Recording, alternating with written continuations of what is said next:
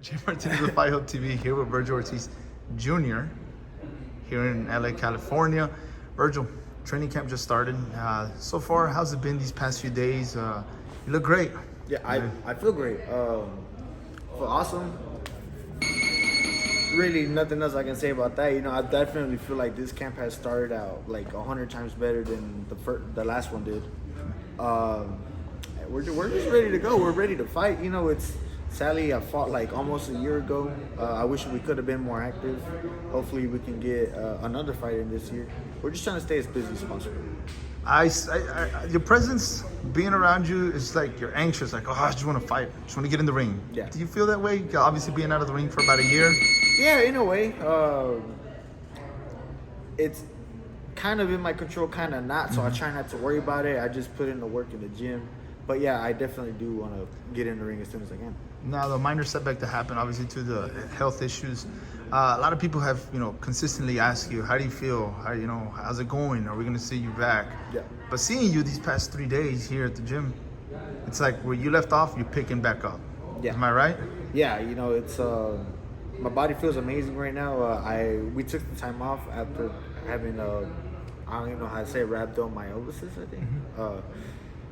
It's hard for me to say too. Yeah, but we took some time off. We took it slow this time. Even training back at home, we did work. We definitely did a lot of work, but we definitely kind of like we didn't treat it as a camp yet. Normally we would start sparring here, doing 8 rounds, almost 10 rounds. I was doing like 6 rounds back at home. Now we're over here. We're getting in some good work. Yeah. So. Good sparring yesterday, what I saw, looking pretty good, sharp. Your distance is there, your movements, everything's coming together, and obviously you're barely starting camp. So this is gonna be your second camp with Manny Robles in the corner. Obviously your father's the lead trainer, but how's it been, just getting that advice and that experience from Manny Robles, who's been in a lot of corners for elite fighters? Yeah, no, I mean, Manny's a very knowledgeable trainer. That's what we want. We want someone who can actually teach me something, and not just do mids or anything. Because I feel like any trainer can do mids, especially like pity patty stuff. That's not learning anything. Manny's teaching me stuff, and I'm soaking it in, and he's helping me become a better fighter. The one thing I know, your other trainer Hector Beltran has been outspoken about it, is that anything they teach you, you capture real quick. You better it. You perfect it. So obviously being here with Manny Robles is gonna add more to your arsenal per se, right? Yeah, exactly. So training camp has started. There's not an official opponent at the moment. There's been rumblings before with David. I can forget to say his last name. I always get a tongue twister with David. Avarician. You also have other fighters. But how do you approach training camp without fully knowing 100% that you're going to have what opponent you're going to face come the next few months? I mean, we just mix it up a little bit. And honestly, I feel like we do that anyways. We like to spar everybody. If I see someone in the gym and I feel like we'll be good sparring, we'll get it on. It doesn't matter if it fits the agenda or not. I just genuinely like sparring other people, just feeling them out or trying to learn. I like to spar different people, and I just like learning. I like to learn. It doesn't matter what it is. It doesn't even have to be boxing. Now, a lot of people would say, that's the both sides of the coin. Being out of the ring for so long can have its pros and cons. The pros, it could be you well rested. The cons, could probably be that ring rust. Do you feel like possibly you can have a little bit of ring rust, or you feel good coming into this? I feel good. I know fights are different than sparring, but at the same time, it's really not. I've been in the gym this whole time. I've been in the gym since like September, October. If you think about it, that was like the main problem. October all the way to March. That's really why the problem happened. But like I said, we were still perfecting the technique. My technique is there. I don't feel any ring rust or whatsoever, anything like that. We've been staying ready. Now, being part of Golden Boy, Oscar De La Hoya has been very outspoken that right now, in the next few months, coming less than probably the end of the year or next year, he's gonna, and I quote, don't laugh, he's gonna shove you down people's throat to make sure you get those big fights, right? The big names, apparently. What is it gonna take? We know the politics is always in place, and the politics is always, what kind of the bad side of boxing. But you think in the next few years, possibly you can get those bigger fights, you know, at home or here in LA with your big following? I hope so, because I mean, really, who else is out there? You know, at this point, if I don't get those fights, next thing you know, I'm gonna be fighting someone else, and people are gonna be saying I'm ducking people or whatever. You know, it's either those fights or nothing at this point. You know, I'm right there. I'm knocking on a door for a world title fight or a big fight. Just really, what else can we do? Hector, he's been there for a long time. I think it's already been a decade. You know, and they know me better than anyone else in the sport, and I'm really thankful that I have them in my corner. Yeah, the relationship is like in the ring. But so hopefully by the end of the year, you know, do you looking to stay active? You know, possibly, you know, there's rumors that you'll be in the ring back in August. Do you possibly look at getting another fight by the end of the year? I hope so. I really do hope so. You know, assuming things go great this next camp, no injuries or injuries are kept to a minimum. Hopefully we can get another fight in late November, early December, something like that.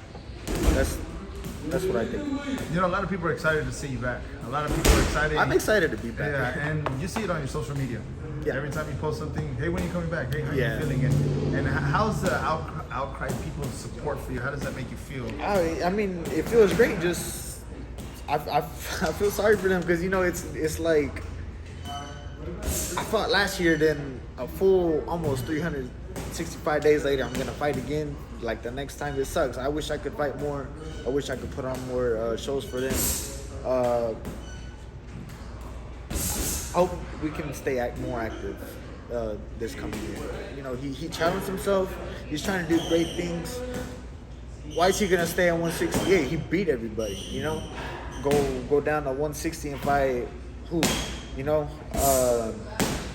he's just trying to prove that he's the best. And I mean, honestly, even the best can be beat. Muhammad Ali got beat. Mike Tyson got beat. You know, all those people got beat. And I just feel like there's no shame in that. You know, he fought a bigger guy. The bigger guy fought a good fight. You know, so that's really all there is to it. Lastly, the generation of your fighters, you know, below 25, the age, taking those big fights. Oh, let me stop right there. And he's still number one pound for pound. All right, in the list.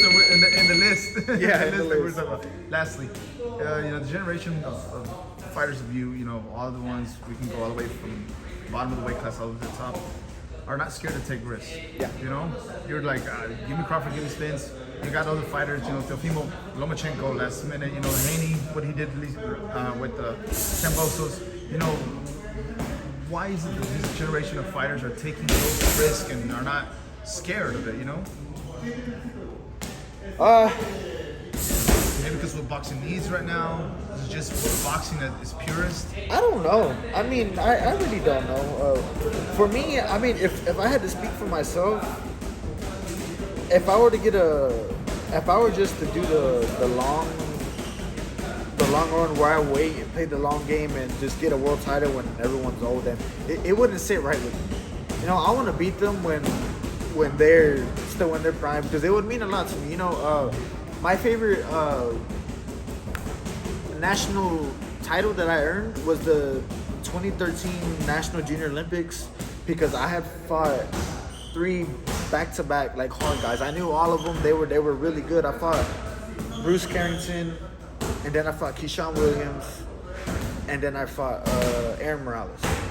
And the bracket was in a way where I had to fight all of them. I mean, Bruce Carrington, you know, he's a up-and-coming prospect in Top Rank. He was trying to go be an Olympian. Keyshawn Williams, at the time, he was a multi-time national champion, very good fighter. Aaron Morales, I had a lot of trouble with him back then in sparring. So I was like, oh, this guy's in my bracket. I'm gonna have to really dig it in this one, dig it out on this one or whatever. However you say that shit, I can't talk it. But that's my favorite one, because that tournament was actually the hardest tournament, in like the hardest fights that I've ever had in a succession, back to back. That's why that tournament means so much to me. That small medal is better than that 45, 50-pound belt that I won when I was like 10. And you could barely carry it. Yeah, I Everybody couldn't told me even that. carry it. Yeah. You know, one thing your dad said during the pandemic when he would go live, that how Golden Boy came around and you know, are looking at you. I think they would go to the tournaments, if I'm not mistaken. They would go to tournaments and they saw you and talked to your dad, and you were winning those tournaments. And your dad said, some of these tournaments, you didn't have sparring. Your sparring was actually the tournaments. Yeah. And then he told Golden Boy, just wait until he's in full mode. You'll see the best of him. And they're like, oh, snap, right? Yeah. It was crazy. Some of those tournaments, like the first day or two, literally like sparring, and you said I was winded. Like, oh fuck, you know, I didn't get any sparring. I was tired. I got tired, and then like the third, 4 days, I'm like, all right, I'm starting to feel good again. Now pick it up. Yeah. Vergil, always a pleasure, always a delight, and thank you once again for speaking with us, and thank you for allowing me to come and visit you here. Even though I got him from Australia late, all asleep and everything, but thank you so much for speaking to us. And